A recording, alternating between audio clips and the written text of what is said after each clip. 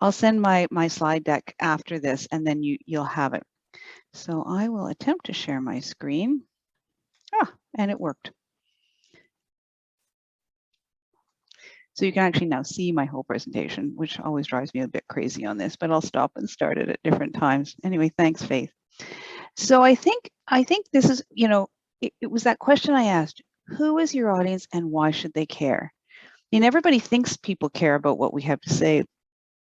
Do they really? Although you always hear about the people go, well, I didn't know about that and nobody told me and blah, blah, blah. And you'll always have that. I'm going to talk a little bit about communications to connect, because as Faith said in the beginning, that's why you're communicating, right? You're part of a community, you're part of intersecting communities, we're part of a whole church, but you also, communication is how you connect, information is how you connect, what people do with it, but it needs to be strategic and it needs to be measurable, right? You need to take a look at what's working and what's not. We're going to do a little bit of a group activity on that. So Faith will bravely put you into groups of about 10 people, and you'll have about 10 to 15 minutes. I know you're from different regions and have different responsibilities, but just very quickly amongst yourself, what I'd like you to decide is what's an issue that either you share or somebody has that's a pressing issue that you can all help with, and run some of the questions that I'll pose to you through that and come up with a little bit of a plan for that issue. It can be very simple, can be a little more complex, but anyways, and then we'll share those learnings when we come back. And then I wanted to talk a little bit about tactics. So I want you to think strategy, think audience, and then how you're going to reach them, right? Rather than the other way around. Everybody wants our newsletter. Do they really? Are they going to read your newsletter? How should your newsletter look? So we'll talk about it in the digital sphere and some of it in the print, because you're running two audiences. There are still people who want their print copy. And I know it makes double work because they are not the same thing. And you just have to figure out how you're going to manage that. And that will be an individual decision. Print is not to be set aside, but it is being replaced by digital more and more. However, they are different animals and people try to put them together and then you end up with a donkey. So I think we'll talk about websites and social media, some tips, newsletters, digital and print. I'll do a quick thing on copyright, evaluation and archiving the findings. Evaluation is like the most important thing you can do at the end of every year. And just my little, I always, from the web and social media people, when I do these things, they say, talk about security, talk about security. So I will at the end. That's as in web security and social online security. So here is how this is going to work. So this is you now, and this is where I want you to get to. So we'll do this as part of the group time. I just want everybody to be in comfortable clothes and be able to stand on their head. So anyway, just kidding. But I'm trying to turn things on their head to help you think in a new way.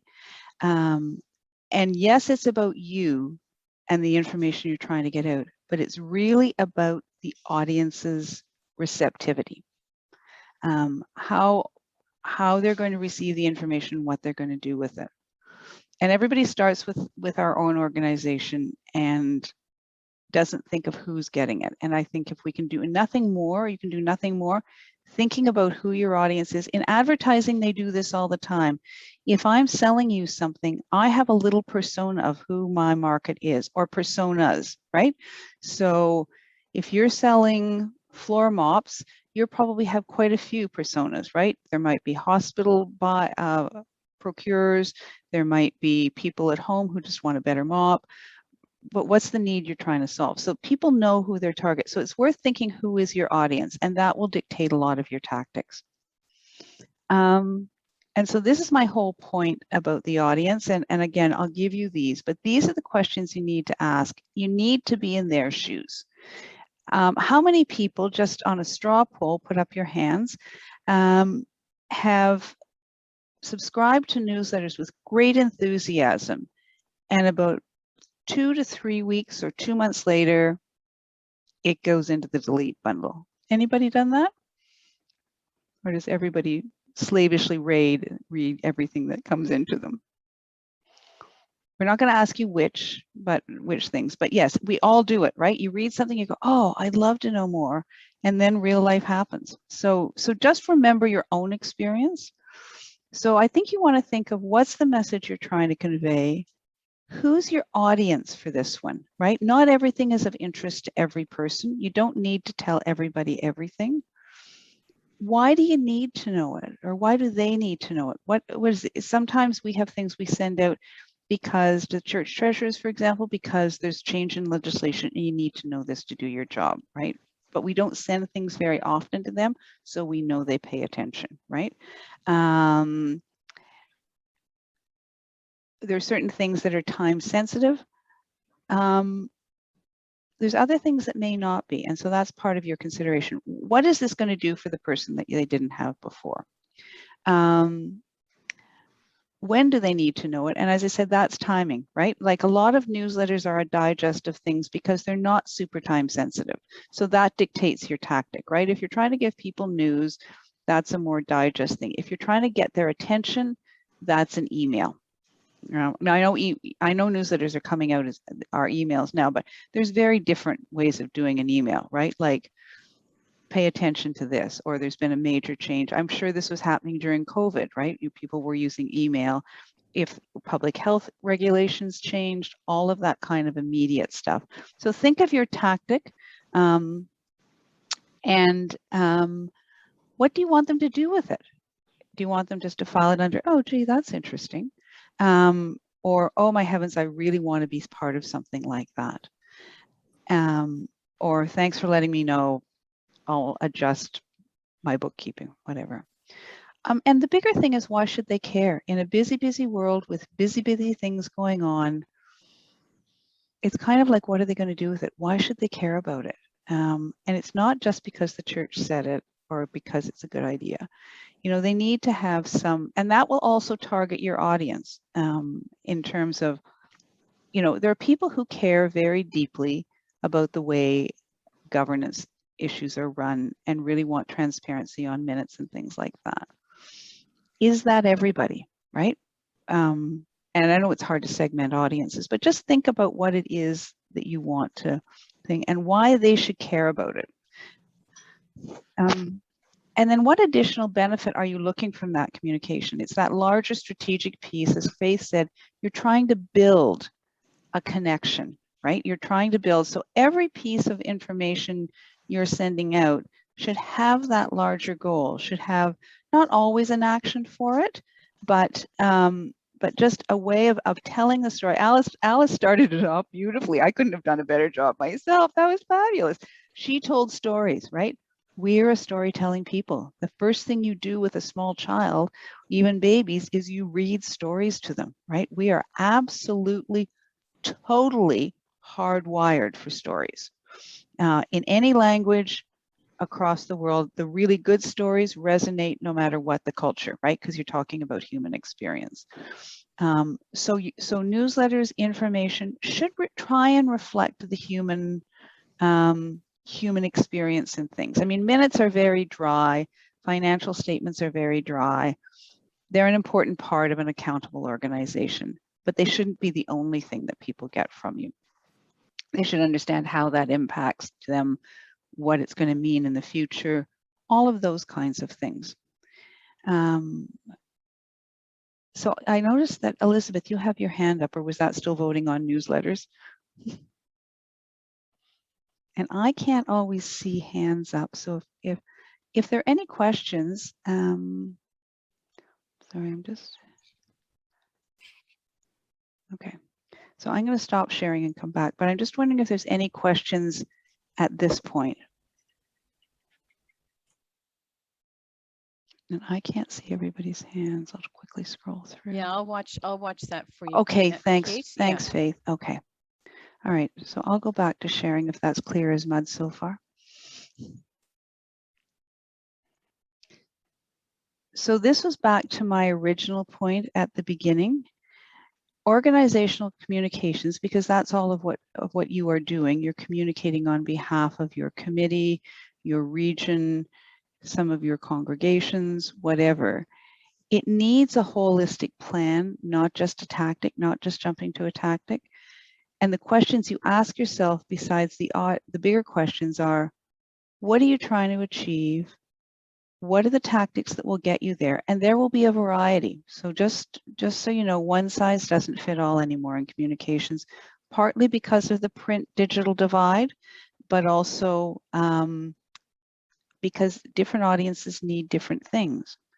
And then the biggest thing is, how are you going to measure success? It is easier in the digital world because you get analytics. And any of you who are using MailChimp will know and have maybe had a little bit of a shock about what the real open rate is on your newsletters. Some people were really pleasantly surprised, and some people were kind of like horrified. You know, we work so hard on this and nobody's reading it. But that's a different workshop.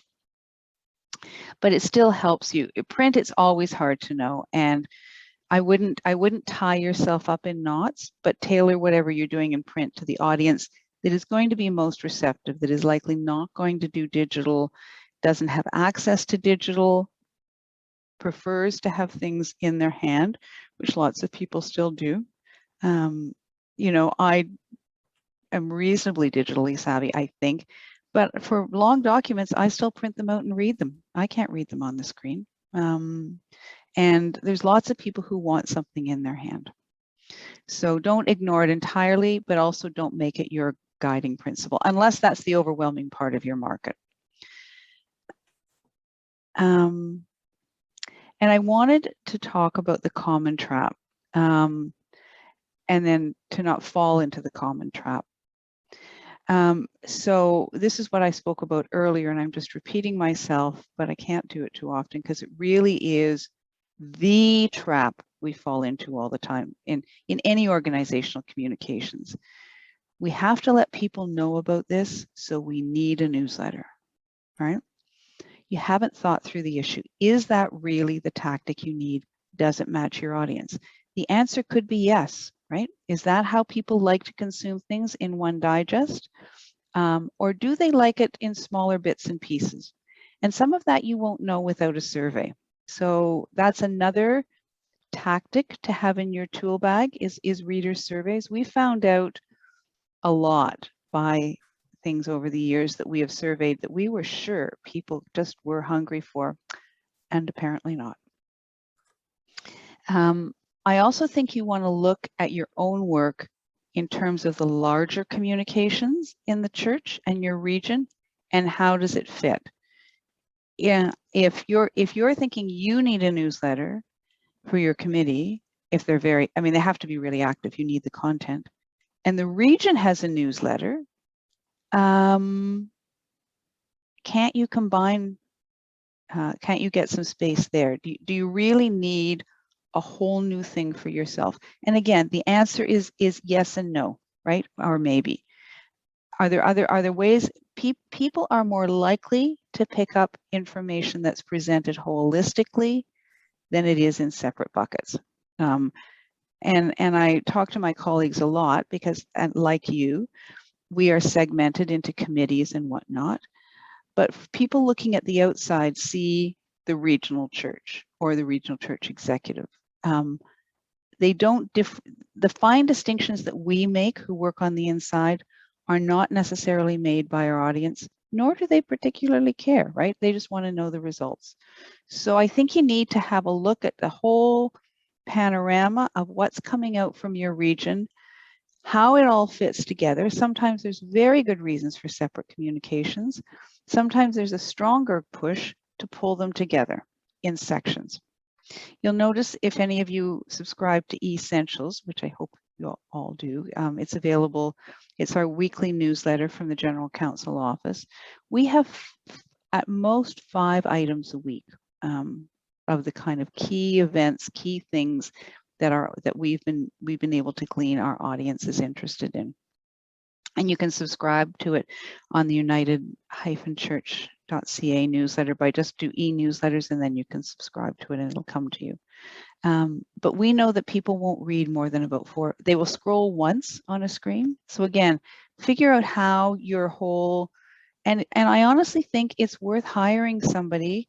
Maybe everybody can put in a little money in the region and hire somebody, a communications consultant, just to look over your vehicles and see if there's ways of some synergy between them, of some economies of time, because good communications takes time. How many of you are actually directly creating things?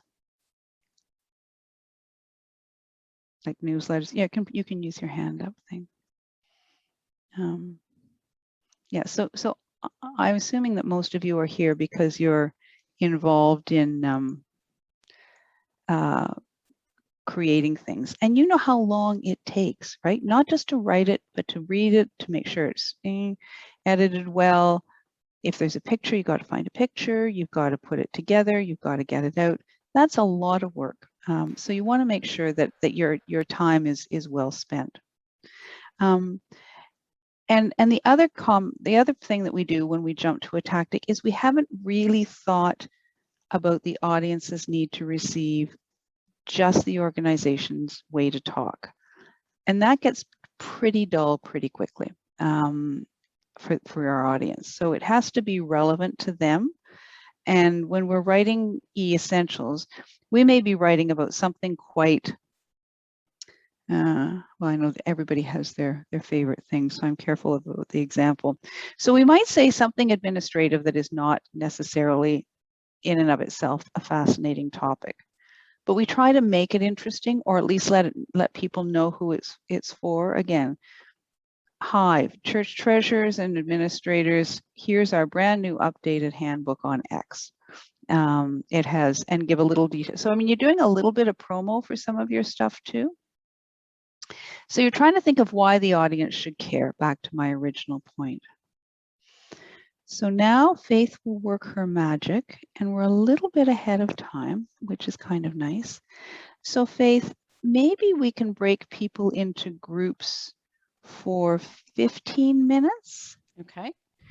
And I think we're going to go in groups of 10.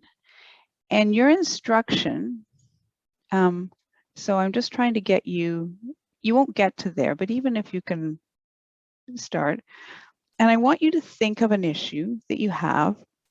One person can do it, or maybe there's something you share. It could be like, we're trying to figure out how to get people to read our minutes, or we're trying to promote an event. How do we do that? And so think back to some of the processes that we've talked about your audience. Why do they need to know this? Why they should care about this, and what you want them to do with the information. So if you take it, find an issue as a group, and then run through those kinds of audience questions about whether, and sometimes you will decide that what you're doing is absolutely right. And other times you're going to go, well, you know what we're trying to do, and our audience, we're not sure there's a fit. And that's okay too. So I'd like you to find an issue, apply the principles of thinking strategically at a higher level rather than just content, which is a different topic, and then work it through together, and then we'll come back and share what we've talked about and learn from each other. Is that helpful? All right, tactics. So let's think about when you jump into the digital world, because there's this huge romance, and I think some of it's worthwhile, but I think it's like any new toy, you want to be a bit careful. It's like a website is a relationship, right? It's not a one-off thing. You're building something that you're going to have to have a relationship with on a regular basis, like almost on a daily basis. So you need to think, when you're thinking about websites and social media and how you're going to use it, that it's a feed the monster. You're going to build a monster, and you're going to have to give it food and pretty regular meals, because that's what people are looking for. I've been on, when I used to be able to go out and speak with churches, I'd look for directions, or I'd go to their website, and in June I was still seeing the Easter service advertised, right? And so your stuff needs to be up to date.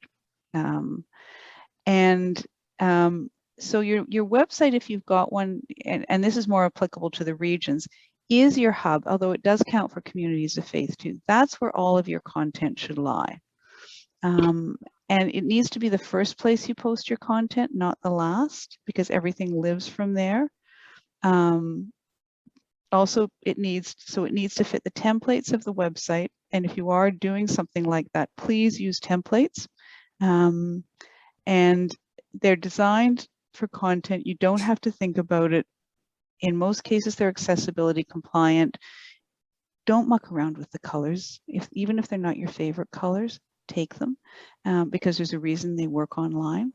And your content needs to be quite tight. Follow accessibility guidelines, which the templates will give you, but also the templates are linked to the analytics, and they will, so you can get stats, right? You can see how many people looked at that page and for how long. And that's really valuable, right? As you triage through, oh, everybody says they want our minutes. Okay, we've posted them and 2 people looked at them for 10 seconds. So be careful of the everybody wants. Here's my picture of how the digital world works. And I know most of you work in bits and pieces, but this is kind of it. I meant this to look more like a planet and moons, but kind of looks like 3 extra parts. So the website is your hub. It's your core. It's where all of your content is going to live. And so you need to think about the architecture. Then you can share that on social media. You can share it through your newsletter. And then social media and the newsletter can go back and forth, and social media can point back to the website. The newsletter can point back to the website. So you've got this little kind of concentric circle of information that's going around on a regular basis and back and forth. Directing people always, I mean, one, giving them enough to know in the newsletter. You know, if a newsletter is done well, the first paragraph should tell you everything you need. And if you want to read more, you go. Or if it's just if it's an event, we're having this great event, here's our guest speaker, please put the date and time in. I see a lot of these where, oh, we're having a workshop at the end of November. Can you give, you know, people need to put them in their calendars, but just all of those kind of basic things. And if you want to register, here it is. So some of them can be very spare, but if you give them the top level and a bit like an ad. The newsletters, for digital, I think most of you dipping your toes in newsletters, digital newsletters, like with MailChimp? Okay. Yes, we're starting to, Kate. Good. For the regions, we're just putting all of our information in MailChimp, and the 2 chairs of communication are doing their newsletter in the MailChimp. So that's good. That's a new piece for us. Yeah. Okay, that's great. MailChimp is great. It does cost. It is worth the money if you look again, if you run it against staff time or even volunteer time to do it, because it gives you a template to put your information in. It gives you information like how many people really opened your newsletter and how long did they spend on it. So as I say, it's a bit of a cost, but if you were sending things out through the mail, you were spending volunteer time and postage and somebody to walk to post. I realize it's less in one sense as the postage, but the MailChimp gives you the option to send it to a lot of people. We know that when congregations to start doing electronic newsletters, if they've got a website or just say subscribe to our newsletter, they often get people who are kind of lapsed members or living in other places who want to get the newsletter and hear what's going on. I would say, again, your analytics will be very helpful. You get that through MailChimp. The other thing is, rather than having somebody send out batches of 10 so you don't get hit with a spam alert, you know, you just get your mailing list, you set up your template, you put your content in, you hit send, and it's gone. Right? It really is, in terms of volunteer and staff time, far more efficient. Do pay for advice on what makes good digital content. There are courses online. MailChimp itself offers good videos. Those are free. There is a lot of free stuff. You know, how to do a newsletter. Now, they all want you to buy the next level package, but you can get a lot of good information just looking at YouTube on reputable sites. MailChimp is the biggest and the one that we use and recommend nationally. But there are other smaller ones. And also remember, digital is not electronic print, right? So you're not going to put all of your minutes in your MailChimp. You're going to link to the minutes. Everything is, MailChimp newsletters electronically are ads with more information, right? People write long details on thing, and then are surprised. And as I say, people don't scroll past. They will scroll once on their screen or their phone. They will very rarely scroll twice. So you need to keep it short. Writing for the digital medium is very different than writing for print. It needs to, we used to say you have 10 seconds to grab people. You now have about 5. So back to my journalism background, your lead is everything, right? Like, here are the minutes from our meeting. Will probably grab the attention of the people who are looking for the minutes, right? At our recent meeting, we did X, Y, and Z is a lot more interesting to a larger group of people. So you just want to think about that, about how you're packaging. Just a little reminder, if you're linking to General Counsel office material, particularly appeals and things with pictures, please use the link. Do not copy and paste. You'll get in trouble for pirating or for stealing the photo, even though that wasn't your intention. We have a number of photo services that we buy images from, particularly in emergencies. We buy it from Canadian Press photo sites. And we have the license. I'll tell you the amount. It's like $1,200 a year, and we can have up to 10 images. So it's pretty pricey, but it's for us only. Now, if you share the link, if you say the United Church has just launched an appeal for Haiti, for more details, go here and put the link in, you're absolutely fine. And sometimes some programs will give you the picture and the first thing in a box. You're fine on that. If you cut and paste anything into your newsletter, you risk copyright violations or getting flagged. And in terms of the commercial pictures that we use, the fines are quite significant and congregations have had to pay them. So please don't do that. Yeah, and don't steal pictures. That was my other thing. Like, unless you took the picture or you know the person who took the picture, do not assume that's on the internet is free. Now, that you'll see in some of my illustrations, I have a Creative Commons license underneath. That I could use just for my presentation. It's not cleared to put this up online. I'd have to get another level. And Creative Commons is your best bet for sources, and they have a series of codes. There's about 5 or 6. It's pretty simple. And they will tell you if some people put stuff up and they go, anybody can use it anytime. Just check it out. Others say you can use it, but you need to ask me first. And so you do need to clear stuff. Just be very careful. So here's the question, and it's come back and forth a lot. Print newsletters. Digital newsletters and print newsletters are totally different, and it's not a good idea to think that you can do one or the other. What I have seen, and it can work in a pinch, and if it's your only option because you don't want to do MailChimp, you can take your nicely laid out newsletter, make it into a nice PDF, and send that as an attachment with an email, right? It's kind of my least favorite, but I also recognize that it will get it into people's hands, and it keeps the formatting of, and so they've got a PDF that they can open and scroll through, right? And then you think about how you lay out your PDF with a title at the top, right? Like our little table of contents at the top, rather than having people look for it. So it's like page 1, note from the minister, page 2, update from something, so you'd have a little digest of table of contents at the bottom, and then you go into your content. That's perfectly acceptable, and it does work if it's a PDF. Just don't cut and paste your whole 12-page newsletter into an email, please. Digital operates on links, remember? That won't work in print, right? Nobody likes to take a link on a a print document and then try to remember how to type it into your browser. And I think we've all had that experience. The advantage of doing the PDF is that will preserve you can put a link in there and it will preserve it and people can copy and paste. So if you're looking for a low budget solution that is still quite nice, is try the PDF, because when people open it, then they've got it on their screen in a full screen.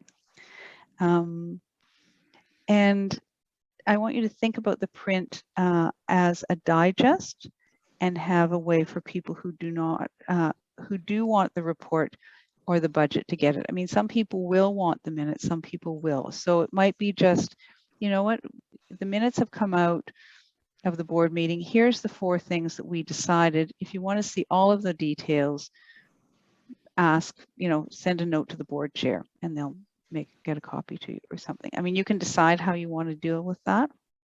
And the same thing is, don't steal the pictures.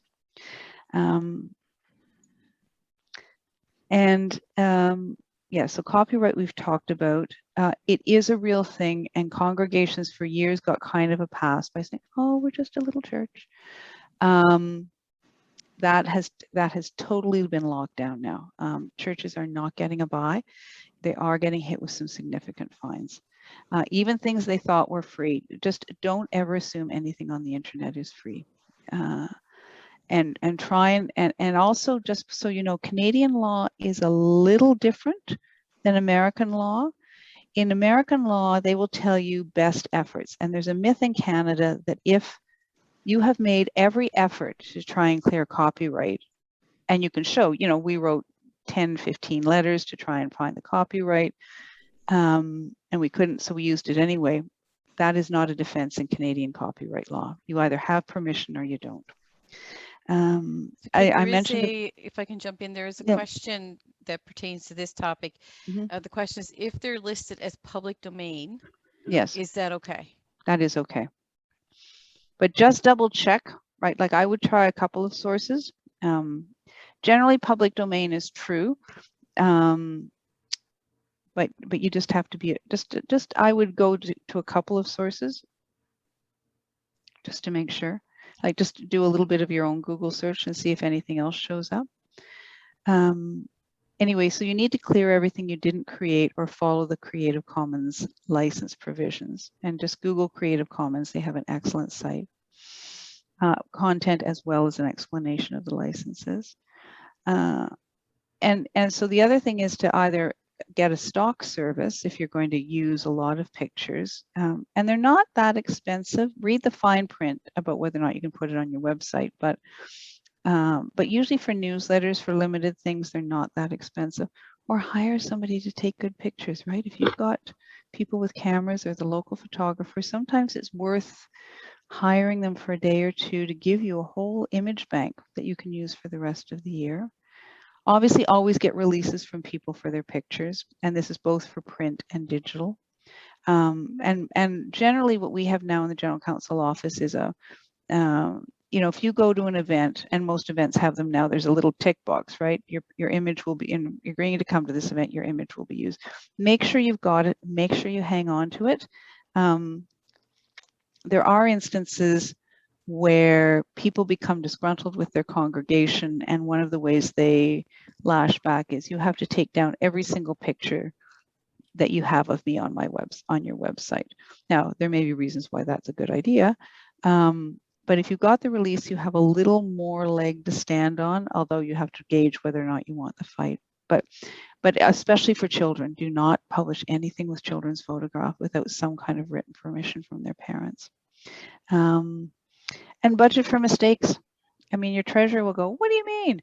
But I'd throw $1,000 in a contingency budget in the church budget just in case something goes awry. You hopefully never need it. And it's just something that rolls over year after year after year.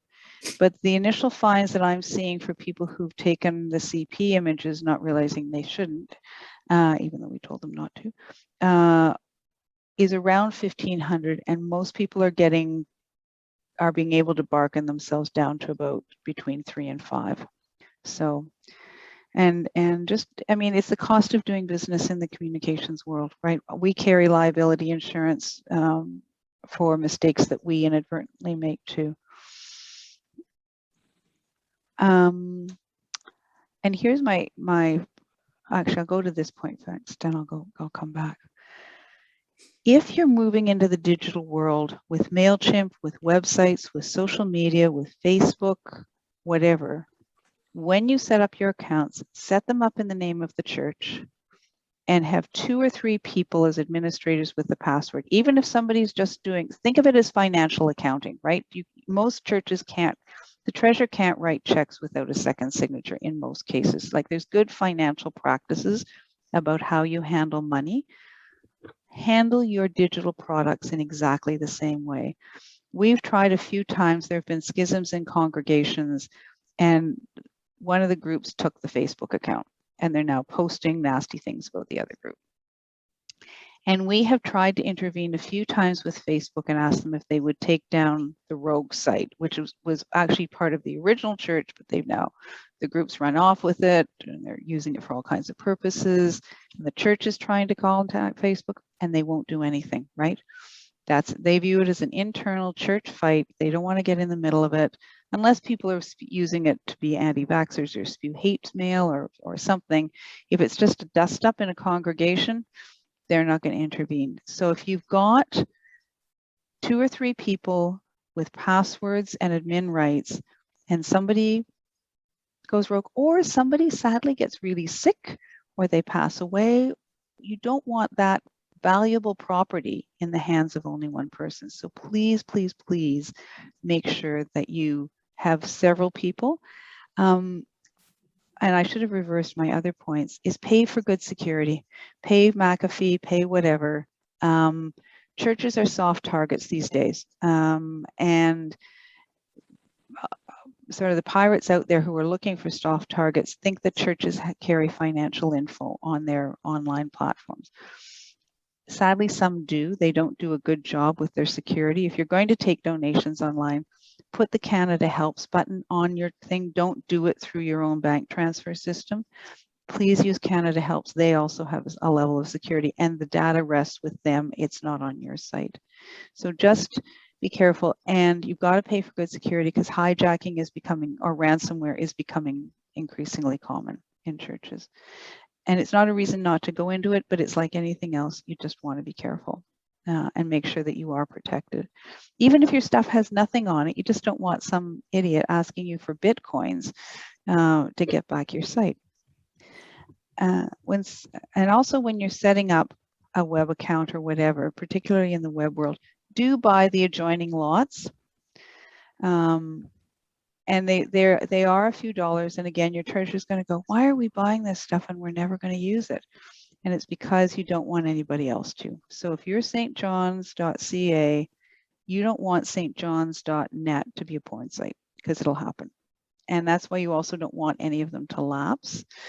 We had one where we thought we'd registered. I'll tell you this in all honesty.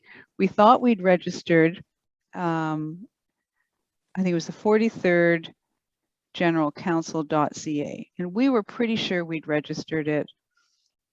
Something happened, and as we had everything loaded with the URL and everything ready to go live, somebody tested and went, oh no, like there was a glitch in the system. We were just a little bit too late, and 43rd General Council was now a Chinese porn site, right? It was not the message we wanted to get out. And it was briefly funny at the time, but then really awfully not funny. And so we had to go to General Council 43. But like it happens, right? So just so we, and normally we do buy up the waterfront. So please think about that. And again, it sounds strange, and also don't let any of these lapse because they will get pirated. Again, churches are soft targets, and there's nothing a nefarious person likes better than hiding under the umbrella of looking like they're a nice organization, even though their content's pretty gross. And please evaluate. Set up your evaluations annually. What worked, what didn't, are you achieving? Look at your analytics, do reader surveys. Even for those of you who are in are doing back to in-person worship, just have a little coffee, you know, a little coffee chat with cookies one day and just say hi, you know, would you mind filling out? We just like to know. It's anonymous.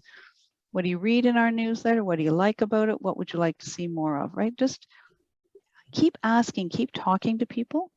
And maybe think in terms of the regions or larger committees, have a focus group maybe at your AGM. You can do it as a breakout room, or it could be one of the questions. How could we improve? What would you like to see more of? What are you tired of getting too much of, right? Just use these as input, because people love to give their input, and they do have opinions, and they do have valuable information to share and wisdom. So that would be what I'd say. Just use any opportunity to have a dialogue with people. And don't wait till they're complaining, right? Try and be a bit proactive and reaching out ahead of time, because we will always hear from the complainers, and they represent a group. It's hard to know how big they represent.